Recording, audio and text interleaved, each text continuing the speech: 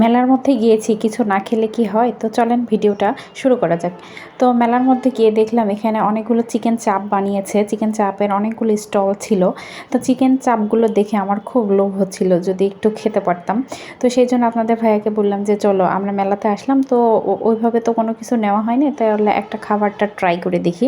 তো সেই জন্য আমরা চিকেন চাপ নিয়েছিলাম, চিকেন চাপ সাথে পুরি আর হচ্ছে সালাদ আর হচ্ছে সাথে ছিল এই যে টমেটো সস।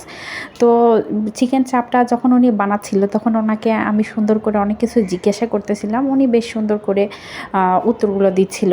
তো আমরা ভিতরে গিয়ে আচ্ছা একটা টেবিলে বসলাম, আর এখানকার লুকটাও দেখেন হচ্ছে রেড কালারের সব কিছু করছে, দেখতে বেশ ভালোই লাগতেছিল। তো ওখানে গিয়ে সুন্দর করে বসলাম, বসে আমাদের খাবার অর্ডার দিয়ে দিয়েছিলাম এবং খাবারটা চলেও আসছে এবং আমি সেটা ট্রাই করতেছিলাম এবং ট্রাই করে দেখলাম যে বেশ মজার ছিল খাবারটা।